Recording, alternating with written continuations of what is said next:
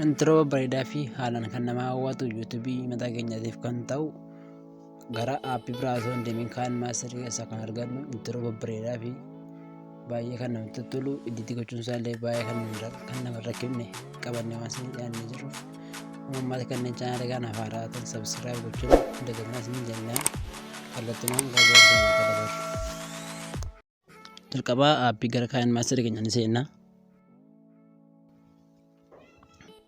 Aappii kaan maasterii keenya seenne okeedha telegiraam jedha okee tal tokkoof gaxxifan egasii miiksii eetu gasee buqqisanii tal tokkoof ni bu'anna jechuudha. Egaa miiksii tal tokkoof bu'anne akkatti nu barbaada ergasii akkatti nu fida jechuudha. Erga akkatti nu fidee intro barbaanne keessaa filachuu dandeenya waxxaxarannee jechuudha. Introon kun akkuma tiktookiitii ol daddabarsanii ilaaluu dandeessu kositti babbareede yoo dhiisan immoo mallattoo bukkeetti hoomii isheetu tokkoof gaxxuqatanii intro ittiin sarchi yoo gootan isiniif fidaa jechuudha. Intro duwwaa intro ittiin sarchi gootu intro ittiin ergitu barreeffattanii sarchii al tokkoof gaxxuqattu. Egasii akkasiin barbaada baay'ee leen turu egasii akka ittiin nuuf fidaa jechuudha. Intro babbareeda achiin booda keessa deemneef intro filannee miiksii godhanna. Fakkeenyaaf kan abiddaan hojjetame kana ilaallu kunoo ofiisaatiin hojjetamee jira keenya maqaatti barreeffachuu duwwaadha. Ammallee dabarree ilaallu garuu irra guddeessa isaa utuu viidiyoo editeetiin sarchi gootanii baay'ee gaariidha. Viidiyoo editeetiin sarchi gootanii baay'ee gaariidha. Achi keessa intro babbareedaa baay'ee jira.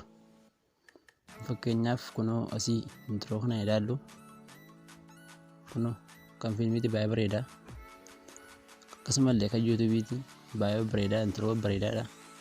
Ammallee kunoo bukkeessaa kana ilaallu kunis baay'ee bareeda maqaa duwwaatti barbaachuu duwwaadhaan keenya malee intro kun hojjetamee jira. Egasii erga filannee miiksisee tal tokkoof gaxxuqan qalama diimaadhaan barreessaa jirtu achiin booda ni eegganna daawunloodii nu godha jechuudha. Haga inni daawunloodii nu godhutti ni eegganna baay'ee leen turu dafee daawunloodii nu godha ammallee nu eegganna jechuudha.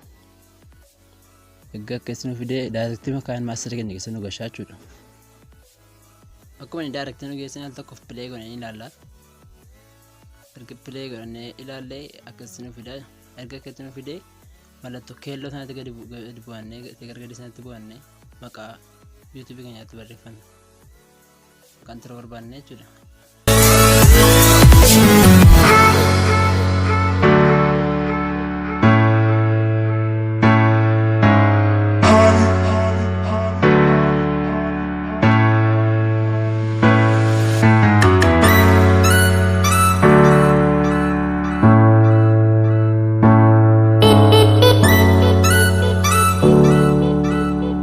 Ammallee gargadi sana ol tarageen itti boodee ammas itti barreessa seelama itti barreessanaa jechuudha.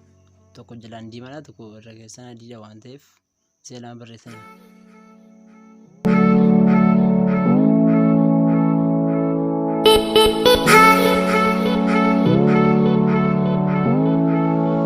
Achiin booda gaa daayirektii filee nu gasheera.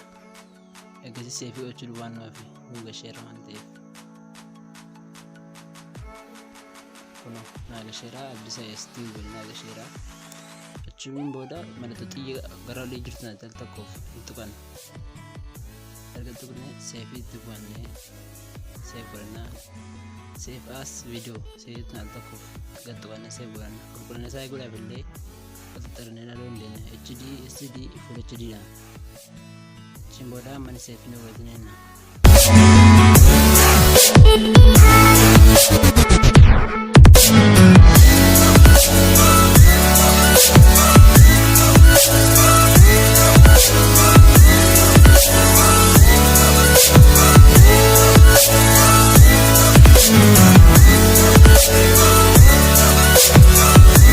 Jirra jechuudha. Akkasumallee isinillee kan isitti babbareede keessa deemtanii filachuu dandeessu.